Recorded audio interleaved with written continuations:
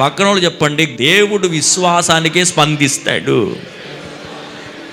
నీ అలుగులకి స్పందించడు. చేస్తావు లేదా ప్రభు చచ్చిపోతా, రేపు పొద్దున చచ్చిపోతా, చూద్దాం ఎలా చచ్చిపోతా. అసలు ఏమి మాట్లాడే ఆయన బెదిరిచ్చేస్తున్నారు ఇప్పుడు కదా. ఎన్ని చేస్తామో ఆయన దగ్గరికి వెళ్ళి, ఏం చేసావు ప్రభా, ఏం చేస్తావు? దేవుడు అలా చూస్తూ ఉంటాడు. ఏం చేస్తావు ప్రభా, నేను నీకు ఇచ్చింది ఒక్కటి తీసుకుంటే ఇంకెప్పుడు నువ్వు మాట్లాడు అంటాడు.